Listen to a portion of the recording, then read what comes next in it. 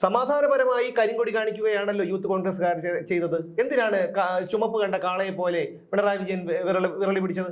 SFIക്കാരെ കൊണ്ടോ DYFIക്കാരെ കൊണ്ടോ ഈ സമൂഹത്തിനോ ഈ നാടിനോ ഈ തലമുറയ്ക്കോ യാതൊരു പ്രയോജനവും ഇല്ല എന്ന് മാത്രമല്ല, നിങ്ങളെ കൊണ്ടൊരു ഉപദ്രവം മാത്രമേ ഉണ്ടായിട്ടുള്ളൂ. നമസ്കാരം. മുമ്പൊരിക്കലും കേരളം കണ്ടിട്ടില്ലാത്ത തരത്തിലുള്ള രംഗങ്ങൾക്കാണ് കേരളം സാക്ഷ്യം വഹിക്കുന്നത്. നിലമേലിൽ വെച്ച് തന്നെ കരിങ്കൊടി കാണിച്ച SFI പ്രവർത്തകരെ ഗവർണർ ആരിഫ് മുഹമ്മദ് ഖാൻ ഔദ്യോഗിക വാഹനത്തിൽ നിന്ന് ഇറങ്ങിച്ചെന്ന് നേരിടുന്ന കാഴ്ച നമ്മൾ കണ്ടു. 1.25 മണിക്കൂറോളം അദ്ദേഹം SFI ക്രിമിനലുകൾക്കെതിരെ നടപടിയെടുക്കണമെന്ന് ആവശ്യപ്പെട്ടുകൊണ്ട് റോഡരികിൽ കുത്തിയിരിക്കുന്നതും നമ്മൾ കണ്ടു. അതിനുശേഷം പോലീസ് അദ്ദേഹത്തിന് വഴങ്ങുന്നതും അനുനയിപ്പിക്കുന്നതും ഇപ്പോൾ അദ്ദേഹത്തിന്റെ സുരക്ഷ കേന്ദ്രസേന ഏറ്റെടുത്തിരിക്കുന്നതും ഒക്കെ മണിക്കൂറുകൾക്കകം നമ്മൾ കണ്ടതാണ്. ഇതൊക്കെ നമ്മൾ പ്രതീക്ഷിച്ചതാണ് സുമേഷ്. ഇത് ഇന്ന് നമ്മൾ ആദ്യം, അതായത് ഈ പാളയത്ത് ചാക്കയിലോട്ട് പോകുന്ന വഴിയിൽ ഒരു സംഭവം നടന്നല്ലോ, പ്രതിഷേധം നടന്നല്ലോ പേട്ടയിൽ വെച്ച്. അപ്പൊ നമ്മൾ ചർച്ചയിൽ പറഞ്ഞപ്പോൾ നമ്മൾ പറഞ്ഞതാണ്, ഇതൊന്നും അല്ല, ഇനി ഇത് കൂടുതൽ സംഭവിക്കാം, ഇത് കേന്ദ്രസേന ഏറ്റെടുക്കുന്ന അവസ്ഥയിൽ വരെ എത്തിക്കും, അതാണ് അവസ്ഥ എന്നൊക്കെ നമ്മൾ പറഞ്ഞതാണ്. അത് സംഭവിച്ചുകൊണ്ടിരിക്കുന്നു. കാരണം നമുക്ക് ഈ CPMന്റെ സ്വഭാവവും SFIയുടെ സ്വഭാവം എന്താണെന്ന് നമുക്ക് അറിയാവുന്നത് കൊണ്ടും ഒരു ലോജിക്കുമില്ലാത്ത എന്ത് വൃത്തികേടും ചെയ്യാനും ഒരു മടിയില്ലാത്ത ഒരു പ്രസ്ഥാനമാണ് ഈ കേരളം ഭരിക്കുന്ന CPMന്റെ കീഴിലുള്ള SFI. അതിൻ്റെയൊക്കെ സ്വഭാവമാണ്. അപ്പൊ അതുകൊണ്ട് ഇവര് ഈ ദുരഭിമാനമാണ് ഇവരെല്ലാം പിന്നെ നയിച്ചുകൊണ്ടിരിക്കുന്നത്. അവർക്ക് എപ്പോഴും ദുരഭിമാനം, അഭിമാനം ഉണ്ടെങ്കിൽ അതുകൊണ്ടാണ് അഭിമാനം ഇല്ലാത്തതുകൊണ്ടാണ് ദുരഭിമാനം. അഭിമാനമുള്ളവൻ മാന്യമായിട്ട് കാര്യങ്ങളൊക്കെ നേരെ ചെയ്യും. ഈ ദുരഭിമാനമുള്ളവൻ അവര് എന്ത് ചെയ്യണം, അവന്റെ തല താന്നു പോകുന്നു വിചാരിച്ചോണ്ട്. അതുകൊണ്ടാണ് ഹർഷം പറയുന്നത് ഇനിയും സമരം ചെയ്യും, ഇനിയും സമരം. ഇങ്ങനെ ഓരോ സമയം പറഞ്ഞപ്പോഴേക്കും ഇപ്പൊ സംഭവിച്ചത് പിന്നെ Z+ കാറ്റഗറിയിലോട്ട് ഗവർണറുടെ കേന്ദ്രസേന നിമിഷങ്ങൾക്കകം മണിക്കൂറുകൾക്കകം അദ്ദേഹം അവിടെ ഇരുന്ന് കേന്ദ്ര ആഭ്യന്തരമന്ത്രിയുടെ ഓഫീസിൽ വിളിക്കുന്നു. കേന്ദ്ര ആഭ്യന്തര വകുപ്പ് മന്ത്രി അദ്ദേഹത്തെ നേരിട്ട് വിളിക്കുന്നു. DGP വിളിച്ച് അദ്ദേഹത്തിന്റെ കാല് പിടിക്കുന്നു. കാരണം ഗവർണറെ പ്രകോപിപ്പിക്കരുത് എന്നാണ്. എന്തിനാണ് പ്രകോപിപ്പിച്ചത് എന്നാണ് SFI ഗുണ്ടകൾ ചോദിക്കുന്നത്. ഒരു കാര്യം ചോദിച്ചോട്ടെ, ഇതിനു മുമ്പ് നവകേരള സർക്കിട്ട് നടന്നല്ലോ. സമാധാനപരമായി കരിങ്കൊടി കാണിക്കുകയാണല്ലോ യൂത്ത് കോൺഗ്രസ്സുകാർ ചെയ്തത്. എന്തിനാണ് ചുമപ്പ് കണ്ട കാളയെ പോലെ പിണറായി വിജയൻ വിരളി പിടിച്ചത്? അതേ കാര്യം തന്നെയാണ് ഈ സംഭവത്തിലും ഉണ്ടായിട്ടുള്ളത്. തന്നെ എതിർക്കുന്നവരെ, തന്നെ കരിങ്കൊടി കാണിക്കുന്നവരെ ഞാൻ ഇനിയും ഇറങ്ങിച്ചെന്ന് നേരിടുമെന്ന് ഗവർണർ മുന്നറിയിപ്പ് നൽകിയിട്ടുള്ളതാണ്. പക്ഷേ ഇവിടെ പോലീസിന്റെ പിഴവാണ്. കാരണം ഇവന്മാരെ കരിങ്കൊടി വെച്ച് ഗവർണറെ കാത്തു നിന്നപ്പോൾ പോലും അവരെ നീക്കം ചെയ്യാൻ പോലീസ് തയ്യാറായിട്ടില്ല എന്നുള്ളതാണ്. അത് മാത്രമല്ല, 50ഓളം പേർ ഈ സംഘത്തിൽ ഉണ്ടായിരുന്നു എന്ന് ഗവർണർ പറയുമ്പോൾ 17 പേർക്കെതിരെയാണ് കേസെടുത്തിട്ടുള്ളത്. അതും ജാമ്യമില്ലാ വകുപ്പ് പ്രകാരമാണ് കേസെടുത്തത് എന്നാണ് പോലീസ് പറയുന്നത്. അല്ല, അത് കണ്ടത് കൊണ്ടാണ്. അത് കണ്ടതിന് ശേഷമാണ് അദ്ദേഹം വായിച്ച് കേൾപ്പിച്ചത്. മലയാളം ആയതുകൊണ്ട് അദ്ദേഹം വായിച്ചില്ല. പിന്നെ അതിനെ വായിച്ചിട്ട് അതിന്റെ ഇംഗ്ലീഷ് അതിന്റെ സ്റ്റാഫുകൾ തന്നെ, ഗവർണറുടെ സ്റ്റാഫ് തന്നെ പറഞ്ഞു കൊടുത്തു.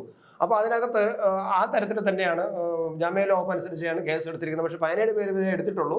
ഗവർണർ അതിനകത്ത് അത്ര തൃപ്തിയില്ല.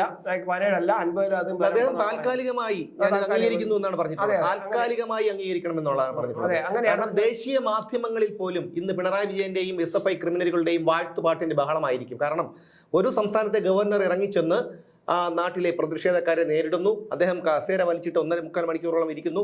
പോലീസ് പാൻറിൽ മൂത്രം ഒഴിച്ചുകൊണ്ട് അദ്ദേഹത്തിന്റെ മുമ്പിൽ നിൽക്കുന്നു. DGP വിളിച്ച് കാല് പിടിക്കുന്നു. ഇത്തരത്തിലുള്ള സംഭവ വികാസങ്ങളാണ് രാജ്യത്ത് അരങ്ങേറിയത്. അത് കേരളത്തിൽ അരങ്ങേറിയത്. അപ്പോൾ ഖ്യാതി ഇനിയും എത്തട്ടെ. കാരണം ദേശീയ മാധ്യമങ്ങളൊക്കെ ഇത് റിപ്പോർട്ട് ചെയ്യട്ടെ. കമ്മ്യൂണിസത്തിന്റെ അല്ലെങ്കിൽ പിണറായി വിജയന്റെ മഹത്വം എന്താണെന്ന് മറ്റ് സംസ്ഥാനങ്ങളിലുള്ള, കമ്മ്യൂണിസം എന്താണ് എന്ന് മനസ്സിലാകാത്ത ഒരുപാട് സംസ്ഥാനങ്ങൾ ഇപ്പോഴും രാജ്യത്തുണ്ട്. അവരൊക്കെ ഒന്ന് അറിയട്ടെ എന്നുള്ളതാണ്. മാത്രമല്ല, ഇതിനകത്ത് മറ്റൊരു കാരണം, നമ്മളെ ചരിത്രത്തിന്റെ ഒരു തമാശ, അല്ലെ ചരിത്രത്തിന്റെ ഒരു കളിയുണ്ട് ഇതിനകത്ത്. കാലത്തിന്റെ കളി എന്ന് പറയും. കാലത്തിന്റെ എന്താ പറയാ, കാലത്തിന്റെ ഒരു കാവ്യനീതി എന്ന് പറയണ്ട, അതിനൊരു പ്രതികാര രീതിയാണ് കാലത്തിന്റെ. കാരണം ഈ കാലമാണ് അനുഭവിച്ചത്. തൊട്ട് മുമ്പ് ഈ പ്രതിഷേധിക്കുന്നത് വലിയ കുറ്റകരമാണെന്നും കരിങ്കൊടി കാണിക്കുകയോ മുദ്രാവാക്യം വിളിക്കുകയോ ചെയ്യുന്നത് കുറ്റകരമാണെന്നും, അങ്ങനെ ആരെങ്കിലും എവിടെയെങ്കിലും വന്ന് ഇരിക്കുന്നതെന്ന് സംശയം തോന്നിയാൽ പോലും അവനെ ചെന്ന് പൊക്കിയെടുത്ത്, ഒരു സ്ത്രീയെ കൊല്ലത്ത് കൊണ്ടുപോയി നമുക്കറിയാലോ, അങ്ങനെ പൊക്കിയെടുത്ത് സ്റ്റേഷനിൽ കൊണ്ടിരുത്തുക ചെയ്യുന്നു എന്നുള്ള അത്തരത്തിലുള്ള ഒരു ഭരണ രീതി, ഒരു കാട്ടാളത്വം നടന്നുകൊണ്ടിരുന്ന നാടാണ് നമ്മുടെ കേരളം. ഒരുപാട് തൊട്ട് മുമ്പ്. അപ്പൊ അതും ഈ കാലമാണ് കണ്ടതും കാലമാണ് അനുഭവിച്ചതും. ആ കാലം തന്നെ അതുപോലെ ഒരു പ്രതിഷേധം ഇപ്പുറത്ത് ഇവരെ കൊണ്ട് ചെയ്യിപ്പിക്കുകയും അതിന് ഒരാളിനെ നിമിത്തമാക്കുകയും ഗവർണറെ നിമിത്തമാക്കുകയും ആ ഗവർണറെ ചെയ്തു എന്നുള്ളത്. മറ്റൊരു കാര്യം കൂടിയുണ്ട്, അതായത് ഭരണപരാജയം മറച്ചു വയ്ക്കുക. മെനഞ്ഞാന്ന് സുപ്രീം കോടതിയിൽ AG പറഞ്ഞതാണ്, കാരണം കേരളത്തിന്റെ ഭരണപരാജയം മറച്ചു വയ്ക്കാനാണ് സർക്കാരിനെതിരെ, കേന്ദ്ര സർക്കാരിനെതിരെ ഹർജിയുമായി വന്നതെന്ന്. ഇതൊക്കെ ഇവിടുത്തെ സാധാരണക്കാരായ ജനങ്ങൾ പോലും ചർച്ച ചെയ്തു തുടങ്ങിയിട്ടുണ്ട്. ഞങ്ങളെ വരിഞ്ഞു മുറുക്കുന്നു എന്നൊക്കെ പറയുമ്പോൾ ആദ്യം ഈ അധികം ഒരു ചിന്താശേഷി ഇല്ലാത്തവരും അല്ലെങ്കിൽ പാർട്ടി അടിമകളൊക്കെ ഇത് വിശ്വസിക്കും. അത് കഴിയുമ്പോൾ ആൾക്കാർക്ക് കാര്യം മനസ്സിലാകും ഇത് വരിഞ്ഞു മുറുക്കലൊന്നുമല്ല, പിണറായി വിജയന്റെ ഈ മന്ത്രി പുങ്കവന്മാരുടെയും ധൂർത്ത് കാരണമാണ് നമ്മുടെ സംസ്ഥാനം ഇത്തരത്തിലൊരു ഇതിലേക്ക് കൂപ്പുകുത്തിയത് എന്നുള്ള കാര്യം മനസ്സിലാകും. അപ്പോൾ നിരവധി ഭരണപരാജയങ്ങളെ മറച്ചു വെക്കാനാണ് ഇപ്പോൾ ഇങ്ങനെ ഒരു സംഭവം. ഈ SFI ക്രിമിനലുകളെ, അതായത് നമ്മൾ ഈ പാമ്പൻ ഗുളിയ വായിക്കാറില്ലേ, ഈ നമ്മുടെ ദീപാവലിക്ക് മൂട്ടിൽ ഇങ്ങനെ കൊളുത്തി വിടുമ്പോൾ ഇങ്ങനെ പോകും, കറങ്ങി എവിടെയെങ്കിലും ചെന്ന് ഇടിച്ചു തീരും. അതാണ് നമ്മുടെ പിന്നെ അന്തരീക്ഷത്തിൽ വല്ലാത്തൊരു ദുർഗന്ധം. മാത്രമല്ല, ഇത് എങ്ങോട്ടാണ് ഈ പാമ്പൻ ഗുളിയ പോകുന്നതെന്ന് അതിന് പോലും അറിയാൻ പറ്റില്ല. കാരണം അത്രയ്ക്ക് നിയന്ത്രണമില്ലാത്തൊരു സംഭവം. അവന്റെ ശക്തി എന്ന് പറഞ്ഞാൽ ഷൂന്ന് കയറി വരും, പക്ഷെ അത് ചാരമായി തീരും. അത് തന്നെയാണ് SFIയുടെ കാര്യത്തിൽ വന്നിട്ടുള്ളത്. പിന്നെ എനിക്ക് SFIക്കാരോട് പറയാനുള്ളത്, നിങ്ങൾ ഇനിയും ഗവർണറെ എതിരിടുക. കാരണം എന്ന് വെച്ച് കഴിഞ്ഞാൽ CRPF ഈ തോക്കൊക്കെ എടുത്തൊന്ന് പ്രയോഗിക്കുന്നത് ഞങ്ങൾക്കൊന്ന് കാണണം. കാരണം നിങ്ങളെപ്പോലുള്ളവരെ കൊണ്ട്, SFIക്കാരെ കൊണ്ടോ DYFIക്കാരെ കൊണ്ടോ ഈ സമൂഹത്തിനോ ഈ നാടിനോ ഈ തലമുറയ്ക്കോ യാതൊരു പ്രയോജനവും ഇല്ല എന്ന് മാത്രമല്ല, നിങ്ങളെ കൊണ്ടൊരു ഉപദ്രവം മാത്രമേ ഉണ്ടായിട്ടുള്ളൂ. അല്ലേ? നിങ്ങളുടെ ഒരു നേതാവുണ്ടല്ലോ PMR ഷോ, 2 വധശ്രമം ഉൾപ്പെടെ 42ഓളം കേസിലെ പ്രതിയാണ് PMR ഷോ. പിന്നെ ഒരു നിതിൻ പുല്ലൻ, അവനാണ് ചാലക്കുടിയിൽ പോലീസ് ജീപ്പ് പൊതുനിരത്തിലിട്ട് തല്ലി തകർത്തത്. പിന്നെ ഒരു ഹസൻ മുബാറക്, അവനാണ് SIയെ പട്ടിയെ തല്ലണമെന്ന് പറഞ്ഞ് പിന്നെ വേദിയിൽ നിന്ന് ഭീഷണി മുഴക്കിയത്. അവനെയൊക്കെ എന്താണ് ചെയ്തത്? നിന്നെ പോലുള്ളവന്മാരൊക്കെ വളർന്നു വന്നാൽ ഈ സമൂഹത്തിന് എന്ത് പിന്നെ നേട്ടമാണ് ഉണ്ടാകുന്നത്? എന്ത് പ്രയോജനമാണ് ഉണ്ടാകുന്നത്? പാർട്ടിക്ക് രക്തസാക്ഷികളെ വേണം, അതിന് നിന്നെപ്പോലുള്ളവന്മാർ വേണം. വീണ മുഹമ്മദ് റിയാസോ വിവേക് വിജയനോ നിഖിൽ ബാലനോ അല്ലെങ്കിൽ ഈ മറ്റ് കടകംപള്ളി സുരേന്ദ്രന്റെ മകൻ അനൂപ് സുരേന്ദ്രനോ ഇവരാരും ഒരു സമരത്തിനും ഇറങ്ങിയിട്ടില്ല മക്കളെ. അത് നിങ്ങൾ മനസ്സിലാക്ക്. കാരണം അവർക്കറിയാം അവരുടെ മക്കൾ ഇന്ന് എവിടെയാണെന്നും കൂടെ നീയൊക്കെ മനസ്സിലാക്ക്.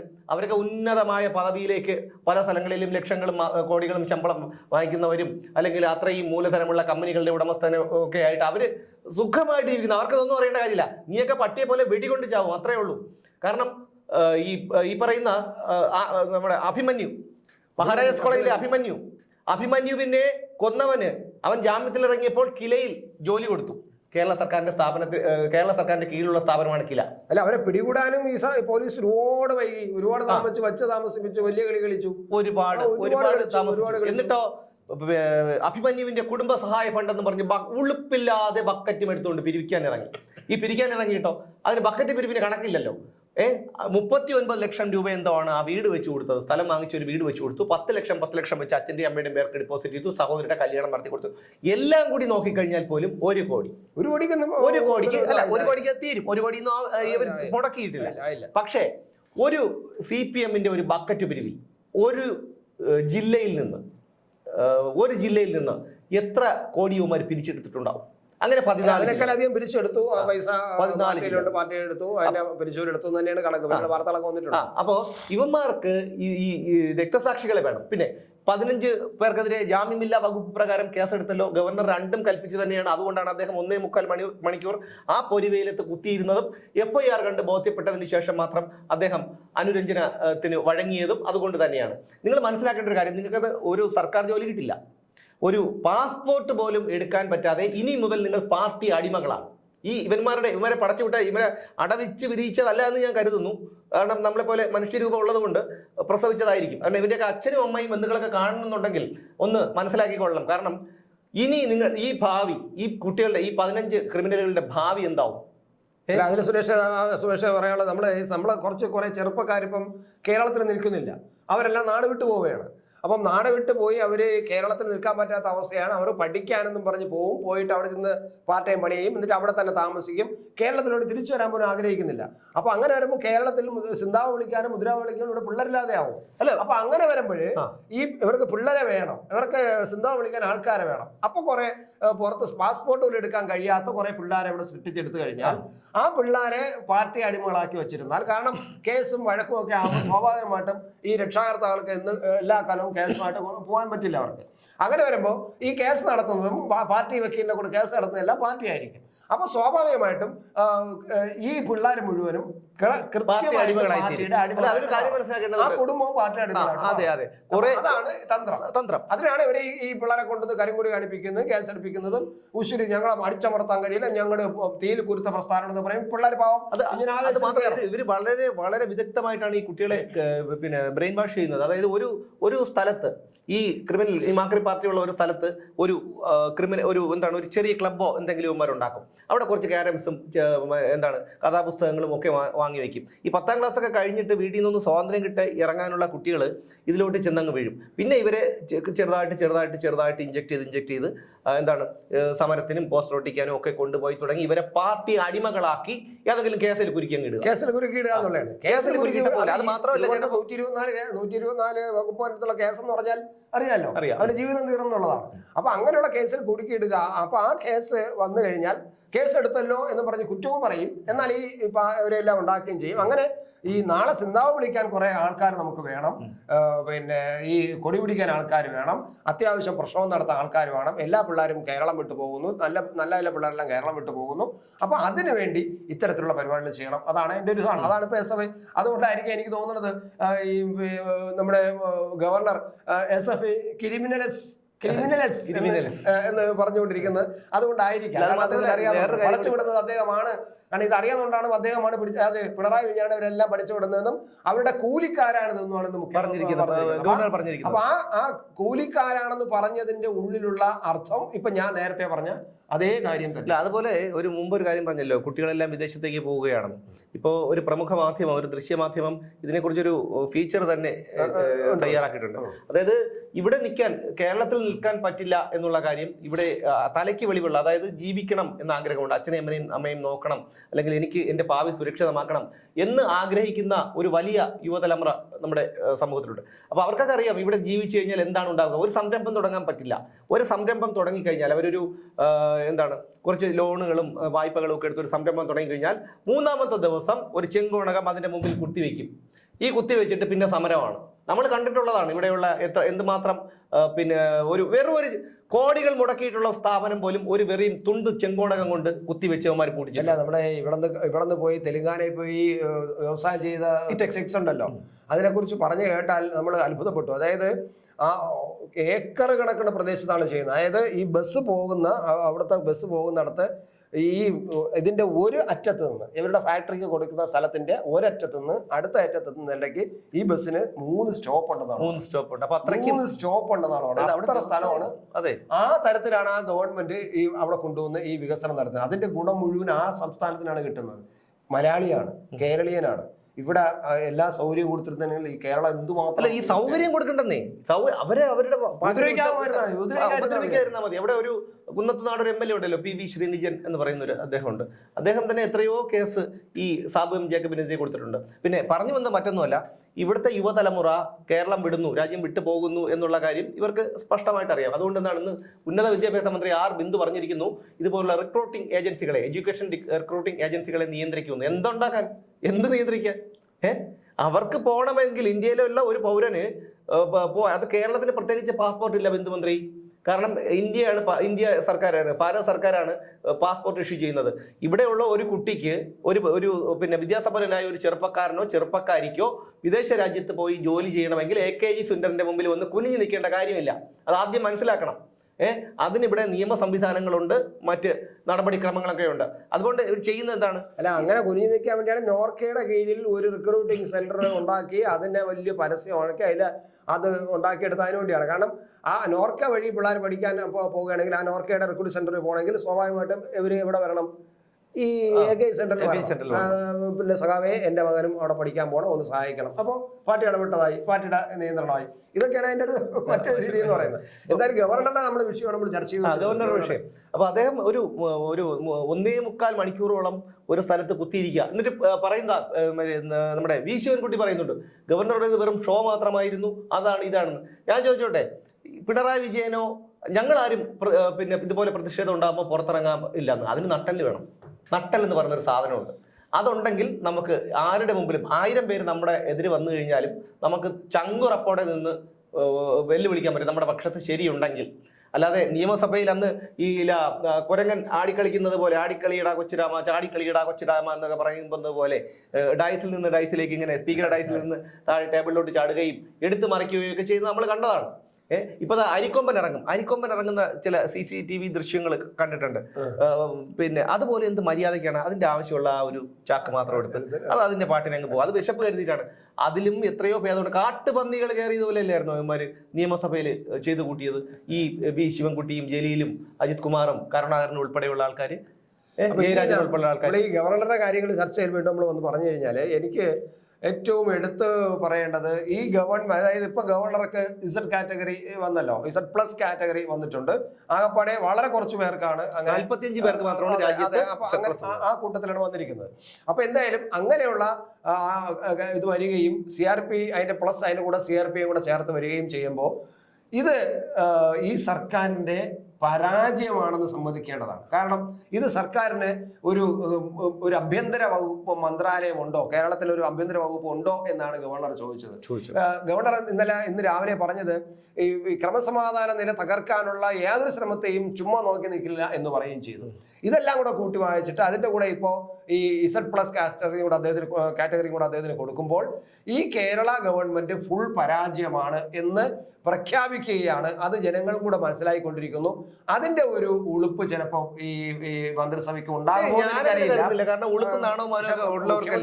അല്ല, മുഖ്യമന്ത്രി ഇതുവരെ ഒന്നും പറഞ്ഞിട്ടില്ല. പക്ഷേ വൈകുന്നേരം വന്ന് മാധ്യമങ്ങളെ കാണും, പറയുമെന്നൊക്കെയാണ് പറയുന്നത്. ചേട്ടാ, ആരെങ്കിലും ഒന്ന് എഴുതി തയ്യാറാക്കി കൊടുക്കണ്ടേ, സമയം കൊടുക്കണ്ടേ? എന്നാലും മുഖ്യമന്ത്രി ആകുമ്പോൾ അങ്ങനെ എഴുതി കൊടുത്താലേ പറ്റുള്ളൂ.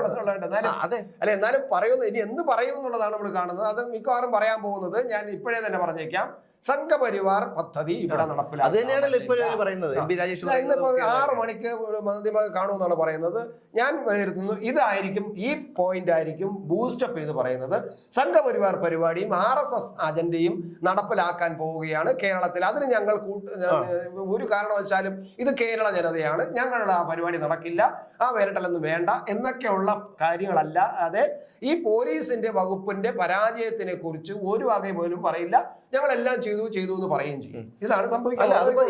6 മണിക്കുള്ള അതായിരിക്കും പറയാൻ പോകുന്നത്. അതേ കേരളത്തിലെ പറയാൻ പറ്റൂ, അതേ വേവൂ എന്നുള്ളത് അതേ പറയുള്ളൂ. ആകെ അറിയാവുന്ന നല്ല നാടൻ തള്ളാണ് ബ്രണ്ണൻ കോളേജിൽ പോയതും ഇന്ദ്രനും ചന്ദ്രനും ഇടയിൽ കൂടെ. ഇതൊക്കെയാണ് കാരണം അതിന്റെ സ്റ്റോക്ക് കഴിഞ്ഞു, ആക്ഷനൊക്കെ പോയി. അപ്പൊ സ്റ്റോക്ക് കയ്യിലില്ല. ഇനിയിപ്പോ ഉള്ളത് അവിടെയുള്ള ഏതെങ്കിലും മൂത്ത കമ്മികൾ എഴുതി കൊടുക്കണം. അത് നിങ്ങൾ നോക്കിക്കോ, വന്നിട്ട് ഇങ്ങനെ ഇരുന്ന് വായിക്കും. അങ്ങോട്ട് ചോദ്യം ചോദിക്കാൻ പറ്റില്ല. ആകാശവാണി പോലെയാണ്, നമ്മൾക്ക് അങ്ങോട്ട് ചോദിക്കാൻ പറ്റില്ല.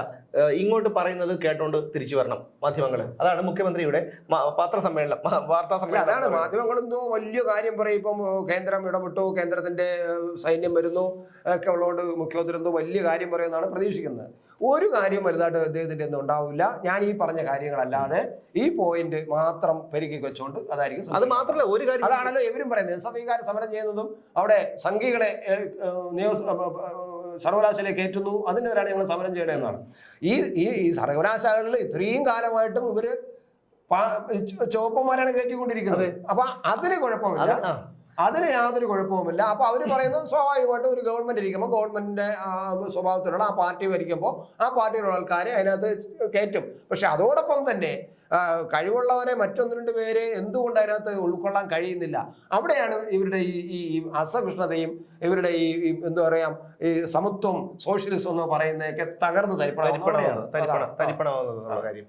അല്ല, അത് മാത്രമല്ല, ഈ ഒരു പിന്നെ ഇന്നത്തെ ഒരു സംഭവം എന്ന് പറഞ്ഞു കഴിഞ്ഞാൽ ദേശീയ മാധ്യമങ്ങൾ പോലും അത് വലിയ രീതിയിൽ അത് റിപ്പോർട്ട് ചെയ്യുന്നുണ്ട് എന്നുള്ള കാര്യമാണ്. അപ്പോൾ ഇതൊരു ഇപ്പോൾ തന്നെ അതിനുശേഷം ഗവർണറെ പ്രകോപിപ്പിക്കാനായിട്ട് അവർ വീണ്ടും ഗവർണറുടെ അടുത്ത പരിപാടി സ്ഥലത്തേക്ക് സംഭാര സമരവുമായി വന്നിരിക്കുകയാണ്. അപ്പോൾ എന്തുകൊണ്ടും ഇവിടുത്തെ ഇതിന്റെ കാര്യം എന്ന് പറഞ്ഞു കഴിഞ്ഞാൽ ഇവിടുത്തെ ക്രമസമാധാനം തകർന്നു എന്ന് പറയാതെ പറയിച്ച് കേന്ദ്രത്തിനെ സംസ്ഥാനത്തിൽ ഉൾപ്പെടുത്തുക. കാരണം കോണകം വാങ്ങാനുള്ള പൈസ പോലും ഇല്ല. കേരളത്തിൽ ഇല്ല. അടുത്ത് എങ്ങനെ ക്ഷേമ പെൻഷൻ കൊടുക്കും? എത്ര ദിവസം പിന്നെ അത് കൊടുക്കില്ല? എത്ര മാസം അത് മുടങ്ങും? ജനങ്ങൾ വെറുതെ ഇരിക്കുമോ? ഇലക്ഷൻ വരികയാണ്. അതുപോലെ കേരളത്തിന്റെ സകല മേഖലകളും താളം തെറ്റി കിടക്കുകയാണ്.